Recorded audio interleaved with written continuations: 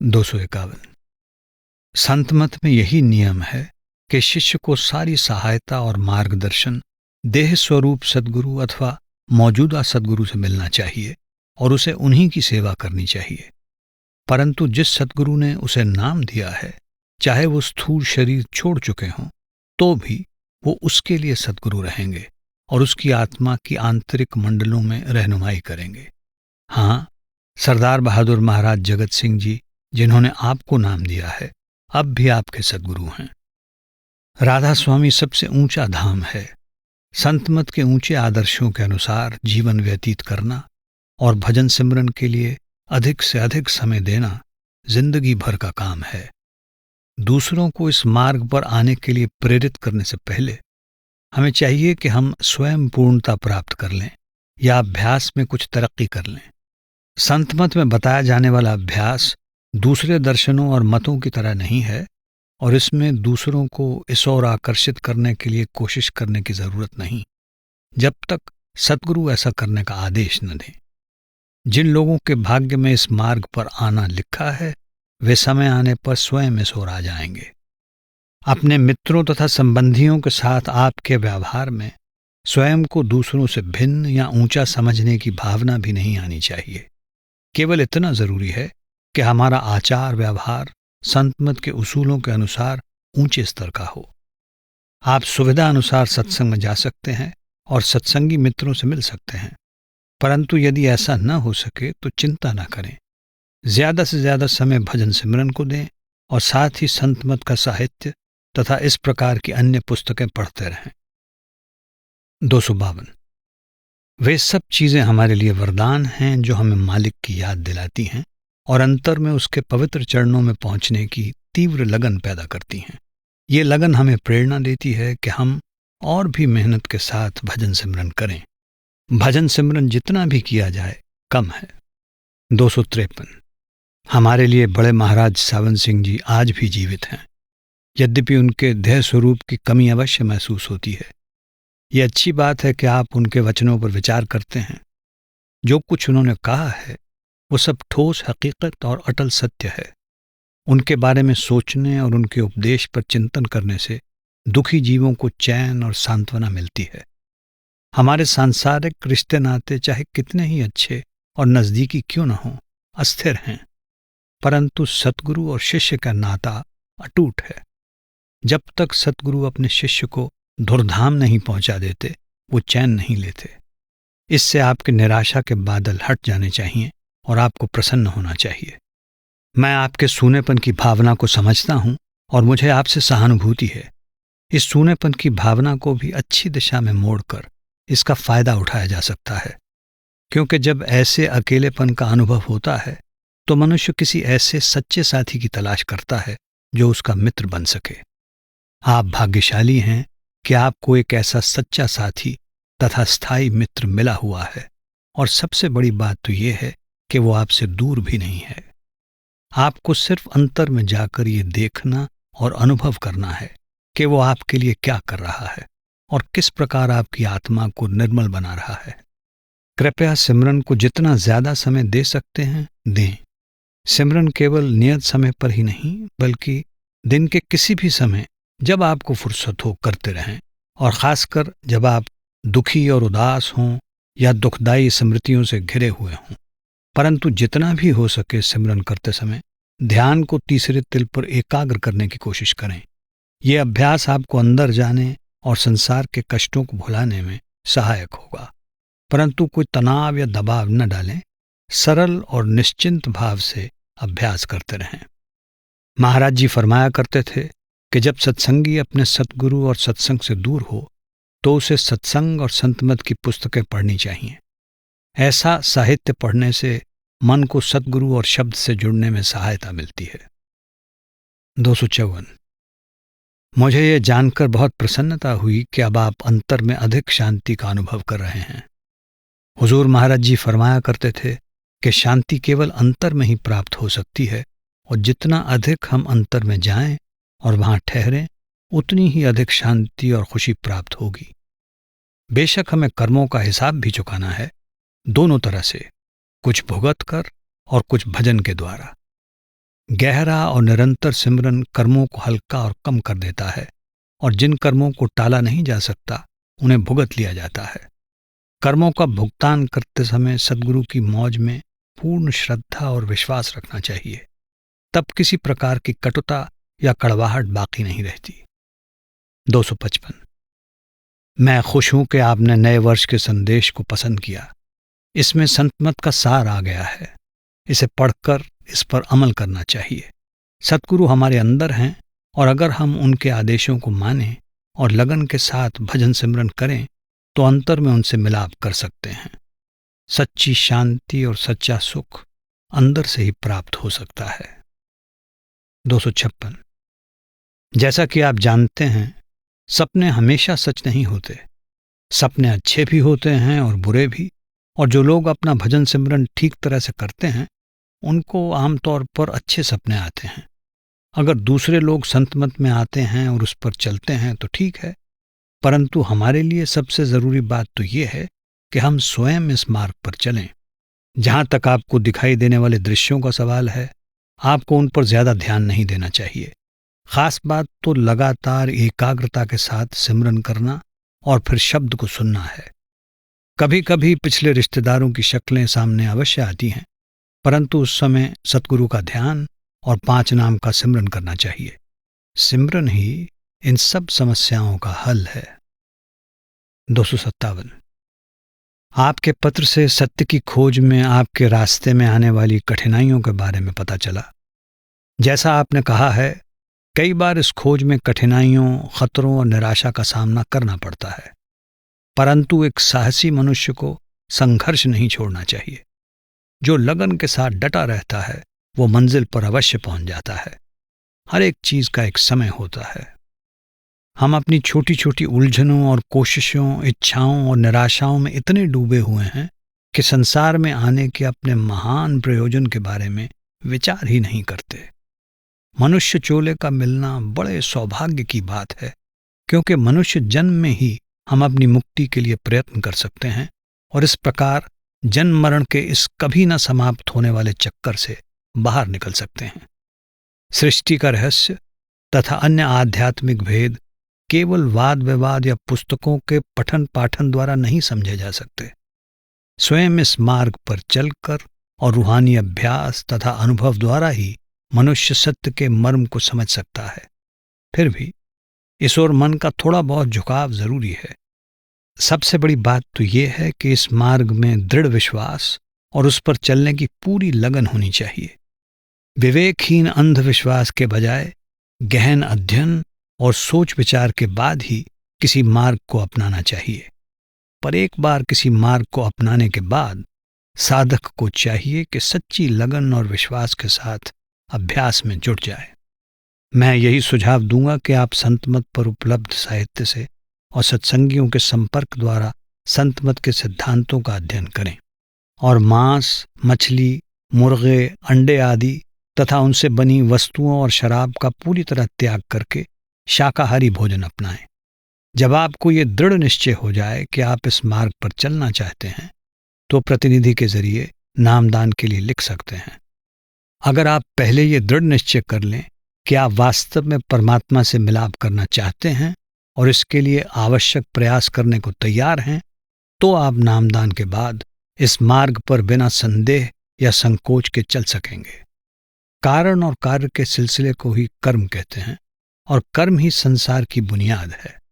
मनुष्य का चोला धारण करके इस संसार में आकर बुद्धि और तर्क शक्ति की दात पाकर हमें जहां तक हो सके इस रहस्य की गहरी छानबीन करने की कोशिश करनी चाहिए और फिर इस स्थूल संसार से ऊपर उठने की कोशिश करनी चाहिए, ताकि हम अंततः अपने शाश्वत घर सचखंड वापस पहुंचकर विश्राम पा सकें।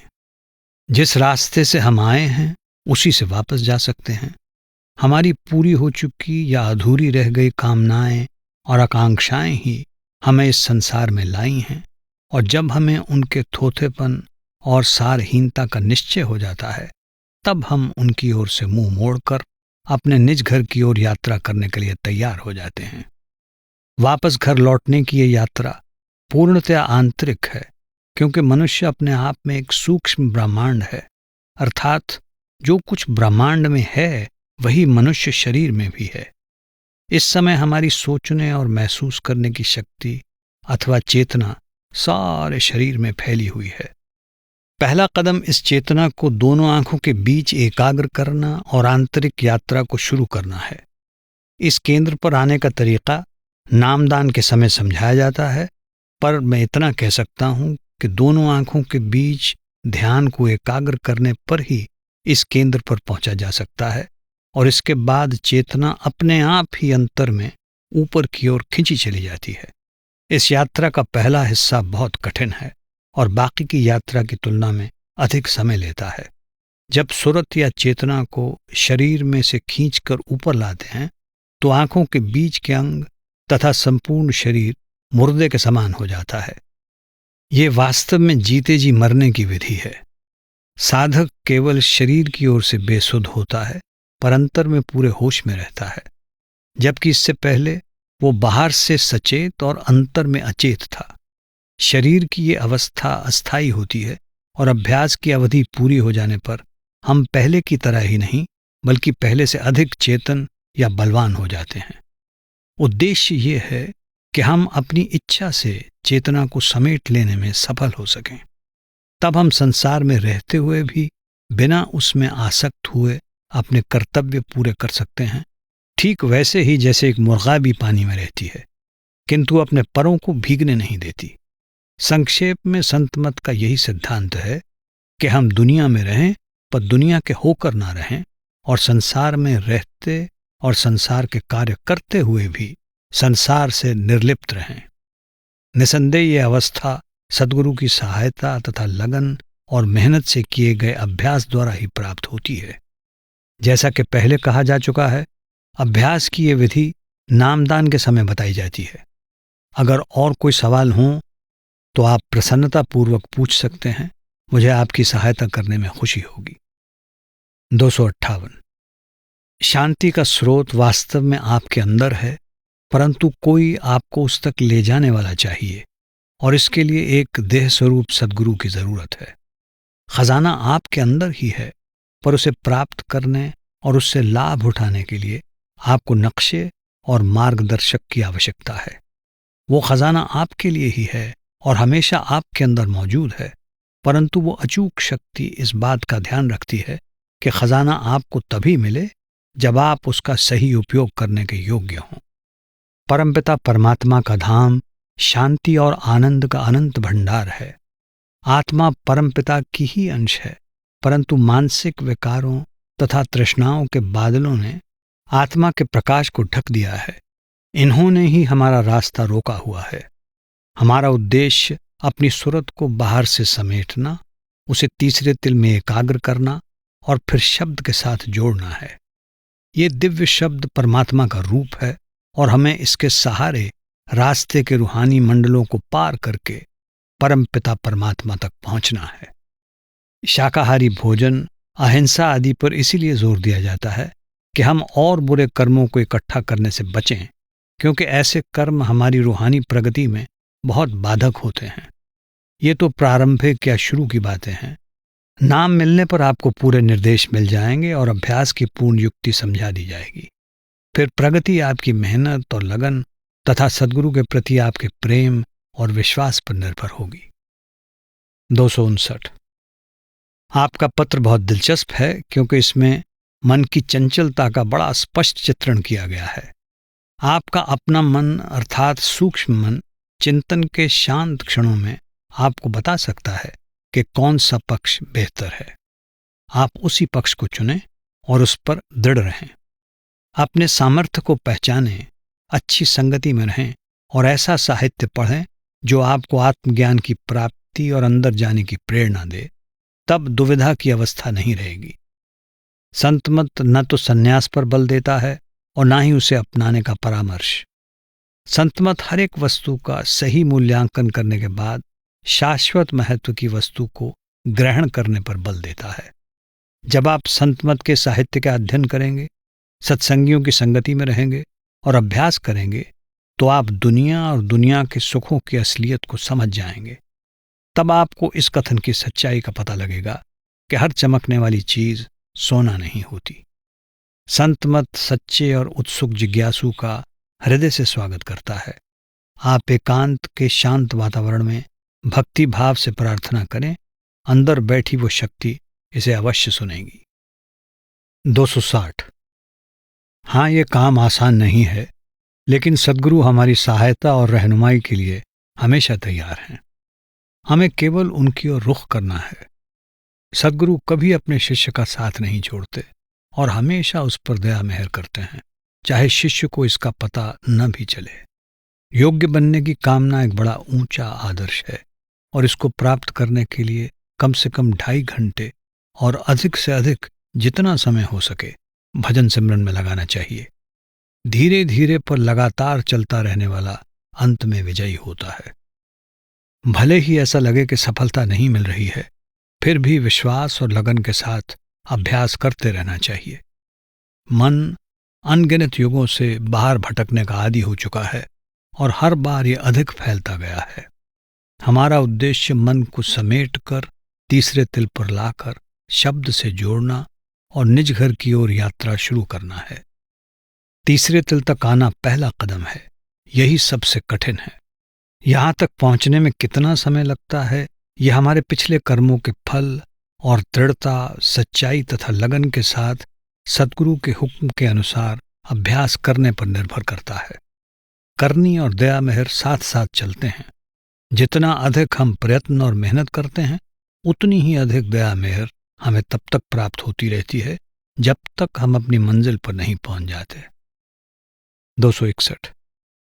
मैं यही सलाह दूंगा कि आप आध्यात्मिक उन्नति के लिए ऐसे बाहरी साधनों का आसरा न लें, बल्कि नामदान के समय बताए गए अभ्यास और एकाग्रता के साधन पर दृढ़ रहें। आपको कभी कभी भजन सिमरन दूसरे दिनों की तुलना में बेहतर बनता प्रतीत होता है। इसका कारण उस समय की आपकी मानसिक अवस्था है। सिमरन अर्थात 5 नाम का जाप भजन की नींव है, क्योंकि श्रद्धा और भक्ति के साथ किए गए सिमरन द्वारा ही हम अपनी चेतना को आंखों के केंद्र तक समेट सकते हैं। इसलिए आपको प्रतिदिन लगभग 2 घंटे सिमरन को देने चाहिए और आधा घंटा भजन यानी शब्द को सुनने को, तथा इस बात की चिंता नहीं करनी चाहिए कि किसी विशेष दिन आपका अभ्यास अच्छा हुआ, बहुत अच्छा हुआ या साधारण रहा। 262। वातावरण का खासकर शुरू में अभ्यास पर कुछ असर जरूर पड़ता है, परंतु जैसे जैसे आप सिमरन पर अधिक जोर देंगे और नाम के जाप में अधिक समय लगाएंगे, आप बाहरी परिस्थितियों से इतने परेशान नहीं होंगे। फिर भी अगर आप बिना किसी कठिनाई के बेहतर वातावरण में रहने के लिए जा सकते हैं, तो जरूर ऐसा कर लें। वास्तव में सिमरन ही बुनियाद है। सिमरन द्वारा ही सुरत या चेतना की धाराएं आंखों के केंद्र पर एकाग्र होती हैं, जहां से हमारी असली आध्यात्मिक यात्रा शुरू होती है। अभ्यासी को अपने स्वास्थ्य का उचित ध्यान रखना चाहिए, क्योंकि जब स्वास्थ्य अच्छा होता है तो भजन सिमरन भी आसान हो जाता है। अगर प्राणायाम के व्यायाम बहुत जरूरी हैं तो उन्हें किया जा सकता है, परंतु केवल स्वास्थ्य के लिए। प्राणायाम के व्यायाम को भजन सिमरन से कभी भी नहीं जोड़ना चाहिए। जितना ज्यादा सिमरन आप कर सकते हैं करें। सिमरन करते समय अपना ध्यान दोनों आंखों के बीच स्थिर रखें। 263। काल भी परमात्मा या सत्पुरुष की इजाजत से काम कर रहा है और उसके निर्णय हमारे कर्मों के अनुसार होते हैं। अगर हम शब्द के अभ्यास में लगे रहें और उस दिव्य धुन से जुड़े रहें, तो हमें काल से डरने की कोई जरूरत नहीं। तब हम काल के दायरे से बाहर चले जाते हैं। अपने कर्मों और अपनी कामनाओं के कारण ही हम काल के चंगुल में फंसते हैं। कृपया धन आदि ना भेजें। बड़े महाराज सावन सिंह जी की दया से हमारे पास अपना काम चलाने के लिए बहुत कुछ है। यदि आप कुछ देना ही चाहते हैं तो प्रेम पूर्वक भजन सिमरन के लिए समय दें और शब्द के अभ्यास द्वारा अंतर में सद्गुरु से मिलाप करने की कोशिश करें। 264। मुझे यह जानकर अफसोस हुआ कि आपने बात का इतना बुरा माना और इस बात पर इतने दुखी हुए। मेरा भाव आपको किसी प्रकार का दुख या कष्ट पहुंचाने का नहीं था। मैं तो केवल यही कहना चाहता था कि इसकी कोई जरूरत नहीं है, क्योंकि हमारे पास डाक खर्च आदि के लिए आवश्यक पैसा है। इसके सिवाय और कोई बात नहीं थी। कृपया इस बात पर नाराज और दुखी न हों, बल्कि प्रेम और विश्वास के साथ अंतर में सद्गुरु की ओर रुख करें। इसी में सच्चा जीवन, प्रेम और आनंद है। 265। हमारा मनुष्य चोले में आने और नामदान प्राप्त करने का मुख्य उद्देश्य यही है कि हम अपने समस्त पिछले बंधनों और कर्मों से छुटकारा प्राप्त कर लें और इस प्रकार जन्म मरण के चक्कर से मुक्त हो जाएं। ये केवल मनुष्य जन्म में ही संभव है, इसलिए हमें इस अवसर का पूरा लाभ उठाना चाहिए। नाम का मिलना एक दुर्लभ वरदान है और इसका पूरा फायदा उठाने का यही तरीका है कि अपने सांसारिक कर्तव्यों का पालन करते हुए भजन सिमरन में अधिक से अधिक समय लगाएं। आपके कुत्ता और बिल्ली पालने में कोई एतराज नहीं है। इस प्रकार की बातों में सफाई, स्वास्थ्य और बचाव की उचित व्यवस्था करनी चाहिए। सद्गुरु तो हमारी आत्मा को अपनी संभाल और निगरानी में लेते हैं तथा उसका मार्गदर्शन करते हैं। वो हमारे कर्मों का बोझ काफी कम कर देते हैं। फिर भी कुछ कर्म ऐसे होते हैं जिन्हें भुगतना ही पड़ता है। प्रेम और लगन के साथ जितना अधिक अभ्यास करते हैं, कर्मों की वजह से आने वाले सुख दुख का असर हमें उतना ही कम महसूस होता है। सद्गुरु का असली स्वरूप शब्द है और वो हमेशा आपके साथ है। आपको शब्द से जुड़ने की कोशिश करनी चाहिए, क्योंकि वो आपकी हमेशा और हर जगह रक्षा करेगा। 266। मैं आपकी शुभ भावनाओं की कदर करता हूं और कर्मों के प्रति आपकी आशंका और डर को भली भांति समझता हूं। कृपया कोई चिंता न करें। जब तक सत्संगी नियमित रूप से अभ्यास में निश्चित समय देता है और अपने सांसारिक कर्तव्यों का प्रसन्नतापूर्वक तथा अपने पूरे सामर्थ्य के साथ पालन करता है, तब तक चिंता करने की कोई बात नहीं है और न ही उसे परेशान होना चाहिए। ऐसे सभी विचारों से मन फैलता है, जबकि हमें अपनी शक्ति का प्रयोग इसे एकाग्र करने के लिए करना चाहिए। भजन के समय होने वाले अपने शारीरिक और मानसिक अनुभवों के बारे में आपने जो लिखा है, उसे मैंने ध्यानपूर्वक पढ़ा है। मेरे ख्याल से जब तक आप कुछ और प्रगति न कर लें, तब तक आपको इसकी वजह बताने का अधिक लाभ नहीं होगा। लेकिन इनसे पता चलता है कि आत्मा ऊपर उठने की कोशिश कर रही है। ठिठुरन या कभी कभी दर्द महसूस करने के अनुभव कुछ सत्संगियों को होते हैं, सबको नहीं। ये अनुभव गलत नहीं है। मैं सलाह दूंगा कि आप अपनी खुराक की ओर पूरा ध्यान दें और अभ्यास के समय आंखों पर दबाव न डालें। भोजन हल्का, आसानी से पचने वाला और पौष्टिक होना चाहिए। अभ्यास के समय कोई तनाव नहीं होना चाहिए। आंखों को सहज रूप से बंद करके ध्यान को तीसरे तिल में एकाग्र करें, परंतु न मन में कोई आशा रखें और न ही कोई अनुमान लगाएं। जो कुछ दिखाई दे उसे देखते रहें। आहिस्ता आहिस्ता लयपूर्वक भक्ति भाव से मन ही मन नाम का सिमरन करते रहें। अभ्यास के लिए नियत किए गए समय में अन्य सब विचारों को दूर हटा दें। किसी भी वस्तु अथवा व्यक्ति के बारे में न सोचें। धीमे धीमे और आराम के साथ अभ्यास करना अच्छा है, परंतु क्या सामने आता है या क्या होता है, इसकी चिंता किए बगैर अभ्यासी को अपना प्रयास जारी रखना चाहिए। 267। एक नागरिक की हैसियत से ज्यूरी का कर्तव्य करने में कोई आपत्ति नहीं है, पर पूर्णतया निष्पक्ष रहने की कोशिश करें। कार्यवाही शुरू करने से पूर्व और अपना निर्णय देने से पहले आप 1 मिनट या कुछ समय के लिए मन ही मन नाम का सिमरन तथा सद्गुरु का ध्यान कर लिया करें। हम छोटे बच्चों के लिए भी मांसाहारी भोजन का प्रयोग नहीं करते और ना ही इसकी सिफारिश करते हैं। उन्हें अपनी खुराक के पौष्टिक तत्व माता के दूध से प्राप्त होते हैं। माता का भोजन अच्छा होना चाहिए और उसके खाने में कैल्शियम की कमी नहीं होनी चाहिए, क्योंकि कैल्शियम बढ़ते हुए शिशु के लिए बहुत आवश्यक है। यहाँ के डॉक्टर कभी कभी 1 चम्मच संतरे का रस या नींबू पानी से बनी कोई वस्तु बच्चों को देने की राय देते हैं। आप वहाँ के डॉक्टरों से इस बारे में सलाह ले सकते हैं। दूध एक संपूर्ण आहार है। संतरे के रस से विटामिन सी मिल जाता है। बच्चों की सहायता करने का सबसे अच्छा उपाय अधिक से अधिक सिमरन करना तथा रोज भजन में बैठना है। खासकर बच्चे को दूध पिलाते समय माता को मन ही मन सिमरन करना चाहिए। 268। सत्संगियों को प्रसन्नतापूर्वक और प्रेम भाव से अभ्यास में जुटे देखकर मुझे बहुत खुशी होती है। आपका कहना ठीक है कि हमारा फर्ज है कि हम बड़े महाराज सावन सिंह जी के हुक्म के अनुसार प्रेम, विश्वास और श्रद्धा के साथ नियमित रूप से भजन सिमरन करें। सांसारिक कार्यों में सत्संगी को अपने विवेक से काम लेना चाहिए, परंतु अंतर में हमेशा सद्गुरु पर भरोसा रखना चाहिए। धीरे धीरे ज्ञान का प्रकाश बढ़ता जाता है और अंतर से मार्गदर्शन प्राप्त होने लगता है। प्रेम और विश्वास के साथ भजन सिमरन करते रहना ही सफलता की कुंजी है। 269। आपने लिखा है कि आप सिमरन के समय मन के बाहर भटकने से परेशान हैं।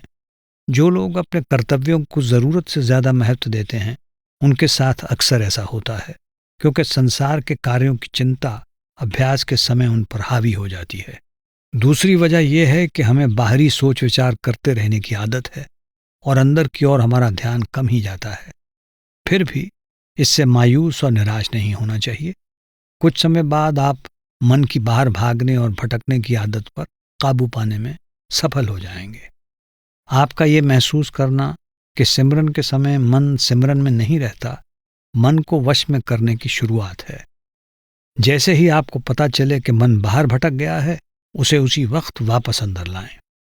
भजन में बैठने से पहले कुछ मिनटों के लिए सद्गुरु से विनती करें और दृढ़तापूर्वक अपने मन से कह दें कि जब तक आप भजन में बैठे हैं, वो कोई भी बाहर के विचार ना उठाए। भजन के समय बहुत अधिक परेशानी महसूस हो तो कुछ समय के लिए आंखें खोल लें और धीमे स्वर में सिमरन करें। 10 या 15 मिनट तक ऐसा करें और उसके बाद आंखें बंद करके फिर से मन द्वारा सिमरन शुरू कर दें। 270। ऐसा लगता है कि आपके विचार उलझे हुए हैं। अभ्यास और मानसिक बीमारी का आपस में कोई संबंध नहीं है। हम सब या तो कर्म इकट्ठे कर रहे हैं या उन्हें भुगत रहे हैं। सत्संगी अभ्यास की सहायता और शब्द की कमाई द्वारा निर्लिप्त हो जाते हैं, जिससे वे पिछले कर्मों को अधिक आसानी से भुगत लेते हैं। उनके मन और मस्तिष्क अव्यवस्थित होने के बजाय अधिक तीव्र, तीक्ष्ण और नियंत्रित हो जाते हैं। अगर आप सिमरन और भजन में पूरा समय देंगे तो आपको स्वयं इस बात का अनुभव हो जाएगा। मानसिक रोगों के चिकित्सकों का संबंध मन की बहुत निचली अवस्था से होता है। वे ना तो संत मत की विधि को पूरी तरह से समझ सकते हैं और ना ही इसके गौरव को जान सकते हैं। अगर आपको कभी कभी ऐसा लगे कि आपका मन बल्कि आत्मा आकाश में उड़ रही है, तो घबराएं नहीं और ना ही किसी प्रकार की चिंता करें। उस समय डरने की बजाय आपको सिमरन करना चाहिए। कृपया किसी प्रकार का तनाव न लें। आपके सिरदर्द का कारण कब्ज, बदहजमी या अभ्यास का गलत ढंग हो सकता है। अगर इसका कारण शारीरिक है तो भोजन आदि में परिवर्तन करने से लाभ हो सकता है। अगर इसका कारण अभ्यास है तो अभ्यास के समय शरीर पर तनाव या दबाव डालना छोड़ दें। आंखें बंद करके सहज रूप से अपने सामने की ओर देखें और आंखों पर या चेहरे की नसों पर किसी प्रकार का जोर या दबाव न डालें। हाँ, दूध और सब्जियों से प्राप्त होने वाले प्रोटीन तथा ताज़ा फल अच्छा पौष्टिक आहार हैं। कृपया भजन सिमरन करते रहें और मन में किसी प्रकार का संदेह या भय न आने दें। प्रेम, विश्वास और श्रद्धा से बहुत मदद मिलती है। अगर कोई कठिनाई हो या कोई ऐसा अनुभव हो जिसे आप समझ न सकें और जो आपको परेशान करे, तो मुझे लिखने में संकोच न करें। 271। आपके पत्र से मालूम हुआ कि आपको भजन के समय तथा कभी कभी वैसे भी दाहिने कान में एक स्थिर गुनगुनाहट सी सुनाई देती है। ये सही है और आप इसे सुनते रहें। कुछ समय बाद निरंतर अभ्यास से ये आवाज़ अधिक साफ और स्पष्ट हो जाएगी। सिमरन के समय ऊँग आने पर आपको जो अनुभव हुए हैं और जो वास्तविक घटना जैसे मालूम पड़ते हैं, उनके बारे में परेशान होने की जरूरत नहीं। अधिकतर मलिन विचार सिमरन द्वारा नष्ट हो जाते हैं। जैसा आप जानते हैं, हमारे लिए मांस, शराब आदि वस्तुओं के सेवन की सख्त मनाही है। हमें अपने दैनिक जीवन में सजग और सचेत होकर इन नियमों का पालन करना चाहिए। अगर आपको अपने आप पर पूर्ण विश्वास है और ऐसे समाज और संगति में आने वाले प्रलोभनों का मुकाबला करने में आप समर्थ हैं, तो ऐसे सामाजिक समारोहों में जिनका आपने उल्लेख किया है, जाने में कोई हर्ज नहीं है। अन्यथा इनसे दूर रहना ही बेहतर है। 272। वास्तविक महत्व तो अभ्यास का है। ये आंतरिक यात्रा आपको ही तय करनी है। अब जबकि आपको पूरे निर्देश मिल गए हैं और अंदर जाने की विधि समझा दी गई है, तो आपको चाहिए कि अपने नियमित समय के अलावा फुर्सत के समय को भी, अर्थात जो भी समय आप सुविधापूर्वक निकाल सकें, इस कार्य को पूरा करने में लगाएं। किसी यात्रा पर जाने से पहले मनुष्य अपना सामान बांधता है और फिर मंजिल के अलावा और किसी तरफ उसका ध्यान नहीं जाता। मार्ग का यही भाग, सिमरन, कठिन भी है तथा इसमें काफी समय भी लगता है, पर यदि साधक के हृदय में उत्साह और गहरी लगन हो तो बात अलग है। इसीलिए सद्गुरु के प्रति प्रेम और ध्येय के प्रति लगन से प्रगति करना आसान हो जाता है। सद्गुरु तो सहायता के लिए सदैव तैयार हैं। शिष्य को भी इस सहायता को स्वीकार करने के लिए तैयार रहना चाहिए। 273। मुझे ये जानकर खुशी हुई कि आप अपना भजन सिमरन नियमित रूप से कर रहे हैं तथा अभ्यास में अधिक से अधिक समय देने के लिए आपने दूसरे सभी कार्य कम कर दिए हैं।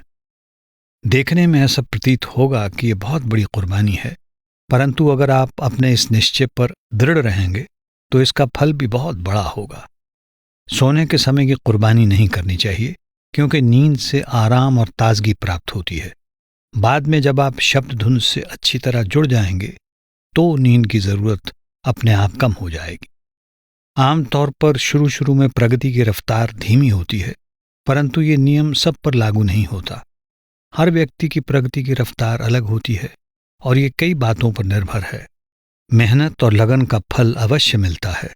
इसके लिए अभ्यास में कम से कम 2.5-3 घंटे देने चाहिए। सद्गुरु कई तरीकों से मन की सफाई करते हैं और उसे इस प्रकार ढालते हैं कि वो एक योग्य साथी और उपयोगी मित्र बन सके। आपकी शुरुआत अच्छी है। जैसे जैसे आप सिमरन पर अधिक जोर देंगे और सुरत को आंखों के केंद्र पर एकाग्र करेंगे, आपको और अनुभव प्राप्त होंगे। प्रकाश अधिक स्थिर हो जाएगा, शब्द ज्यादा स्पष्ट हो जाएगा और सुरत को ऊपर की तरफ खींचेगा। जल्दबाजी ना करें और उतावले ना हों।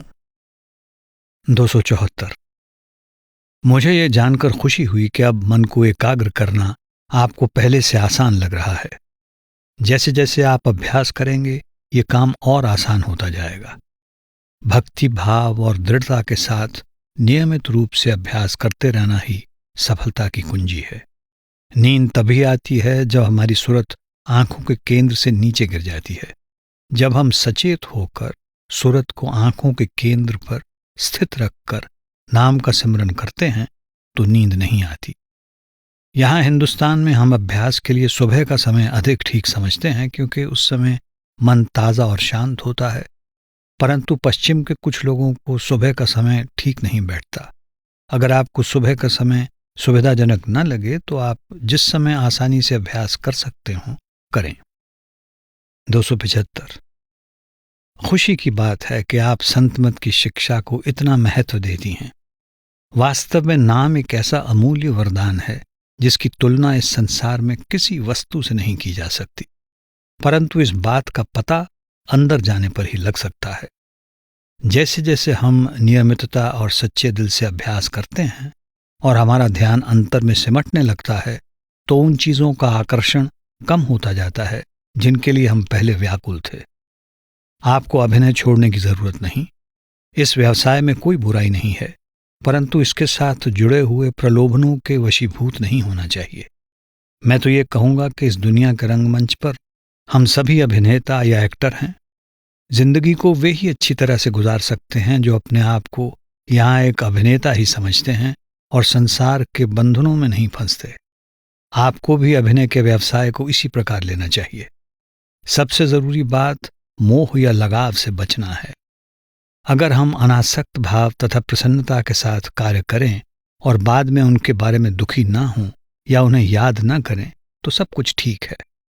आप अपना कर्तव्य करती रहें, परंतु जैसा आपने लिखा है अनासक्त भाव से कार्य करें और ये सोचें कि ये व्यवसाय भी जीवन की आवश्यकताओं की पूर्ति अथवा गुजारे का साधन मात्र है। आपकी बीमारी और ऑपरेशन के बारे में सुनकर तथा ये जानकर बहुत दुख हुआ कि नाम लेने से 1 महीना पहले आपको मांस खाने के लिए मजबूर किया गया। पर मुझे बड़ी खुशी है कि आप अपने उसूलों पर दृढ़ रहीं और अपने डॉक्टर को अपनी बात समझाकर उनसे शाकाहारी भोजन पर रहने की इजाज़त ले ली। इसमें आपका कोई दोष नहीं। कृपया अपना भजन सिमरन नियम पूर्वक प्रेम प्यार के साथ करती रहें, सब कुछ ठीक हो जाएगा। अगर शाकाहारी भोजन में खाद्य पदार्थों को चुनाव सही ढंग से किया जाए तो भोजन स्वादिष्ट भी बन जाता है तथा पौष्टिक भी। जहां तक अभ्यास के समय का सवाल है, सुबह 3 बजे का समय बहुत से पश्चिम वासियों को ठीक नहीं बैठता और आप बेशक अपनी सुविधा के अनुसार सुबह 5 या 6 बजे से अभ्यास शुरू कर सकती हैं। लेकिन अगर आपको आधी रात का समय ठीक बैठता है तो आप उस समय भी भजन में बैठ सकती हैं। परंतु अभ्यास का समय प्रतिदिन एक ही होना चाहिए। इससे मन निश्चित समय पर भजन के लिए तैयार हो जाता है, जिससे भजन में लाभ होता है। आपने पूछा है कि आपको पिछले जन्म में नाम मिला था या नहीं। हो सकता है मिला भी हो, पर इस बारे में सोच विचार करने से कोई लाभ नहीं, क्योंकि एक प्रश्न अन्य कई प्रश्नों को जन्म देता है और इसमें मनुष्य का काफी समय और शक्ति व्यर्थ नष्ट हो जाती है। अभ्यास द्वारा जब हम अंदर जाते हैं तो हमें बहुत सी बातों का प्रत्यक्ष ज्ञान हो जाता है और यही हमारा उद्देश्य होना चाहिए।